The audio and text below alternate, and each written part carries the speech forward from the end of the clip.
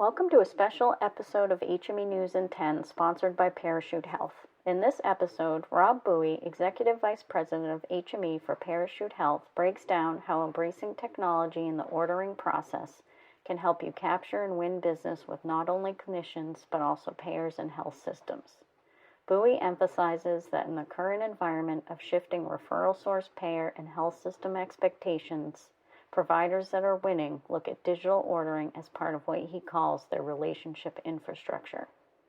The ERPs made chaos manageable, and I think what digital ordering is doing is making growth possible, he said. Here's a word from our sponsor. Parachute Health is the market leader in HME order management. Parachute accelerates HME ordering and fulfillment with e-prescribed digital ordering and AI-powered intake, helping HME providers process orders faster and get paid sooner. As a trusted industry partner for over a decade, Parachute has helped HME providers serve over 15 million patients across the country. I'm Liz Beaulieu. And I'm Theresa Flaherty. And this is HME News in 10 from HME News. Hi, Rob. Thanks for joining us today on HME News in 10. Thanks, Liz. I certainly appreciate the opportunity. I look forward to our conversation. So you had a front row seat to the ERP wave at Brightree and now to the digital ordering wave at Parachute Health. When you look at those two shifts side by side, how do they compare, and maybe what's a big lesson that can be applied from that ERP wave? Yeah, I think that's a great question. To me, the ERPs made chaos manageable. And I think what digital ordering is doing is making growth possible. And what I mean by that is the Brightrees of the world really solve or are solving the back office. Think of billing, inventory, compliance. It's really a survival tool. You have to have an ERP system. But digital ordering, that's really your front office. And it's about how you capture and win business, not just run it.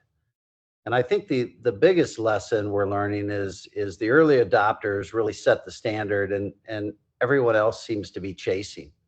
And so what I'm thinking there is with digital ordering right now, the providers who adopt first are really building a referral network density that others, the latecomers, really are going to struggle to penetrate. Yeah, you mentioned the early adopters, Rob. Where are we in the adoption curve for digital ordering today? And I think you gleaned at this a little bit. What's the cost of waiting at this stage? Yeah, maybe the word inflection point is used too much, but I really think we're there.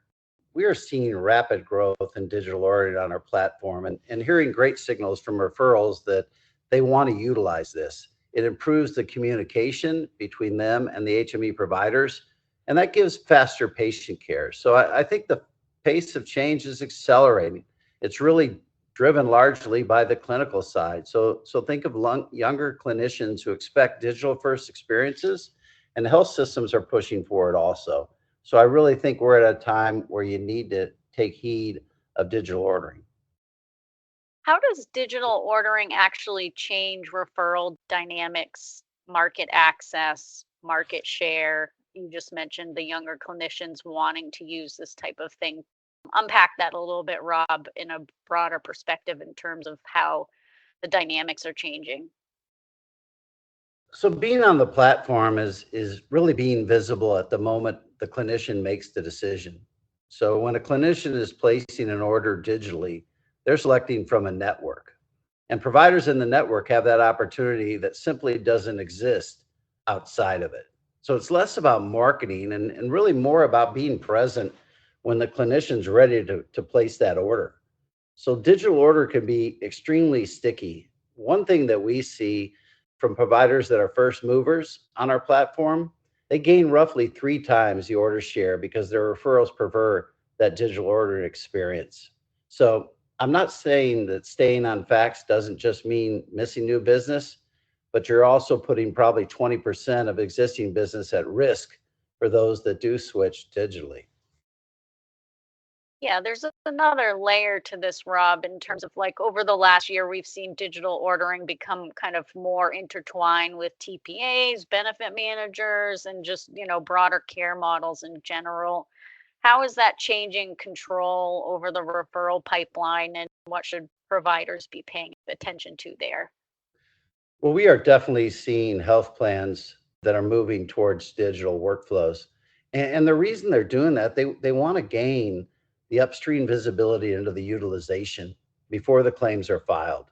And I don't believe that's going away. So the providers who really can navigate that the best are the ones that are going to understand actually driving it and getting ahead of it, I think on their own terms, rather than being pulled into it. So I think the real question for a provider isn't whether payers get more involved in the order, it's whether quality becomes a part of that equation. That's really where we think we can separate things. And there's two ways this is going to play out.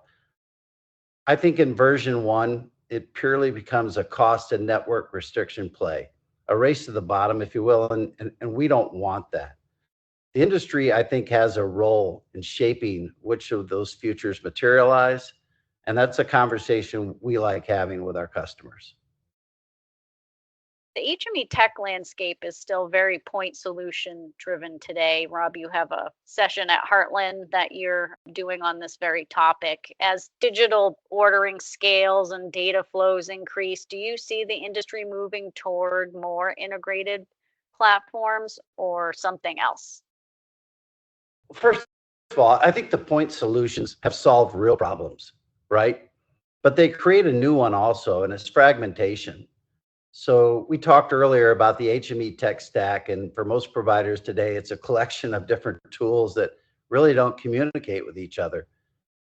And as the order complexity and volume increase, the handoffs between these systems can become a real operational drag. The industry is probably going to land somewhere between full consolidation and that fragmentation I talked about. Not every provider needs a single platform, but the direction is clearly toward fewer, better integrated tools. I think the practical question for the provider is which single platform wins? And are any of my core systems talking to each other? And am I losing data or efficiency and gaps? I think that's what you really need to consider. So there's a lot of noise around AI right now, Rob. Where are you actually seeing it create meaningful change in the ordering and intake process, and where is the impact still more theoretical? Yeah, I think AI is doing some great things in our industry. I think the real impact today, though, is really catching those problems at intake before they become issues downstream. The most practical application currently right now is really when you get that order, identifying whether it's incomplete, non-compliant as it comes in before it even triggers a follow-up call, a document chase, or even a denied claim. That's the tough part of our business and where actual time and money can be saved. So I think the real impact is can help the providers understand their own referral patterns. You know, AI can does a great job of surfacing insights from order data that would take a human analyst significant time to figure out or define. So I still think it's early, but eventually AI's got to give us full autonomy in that complex order management process. And I think that's truly where we'll win.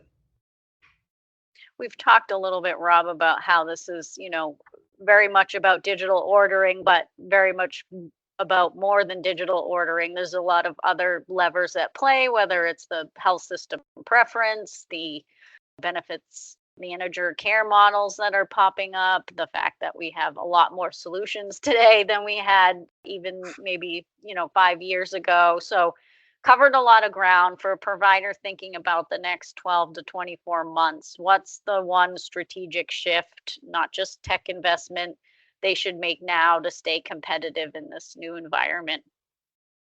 Yeah, I'm glad you said not just tech investment, because I think there needs to be a bit of a shift from all this technology investment to thinking more about relationship infrastructure.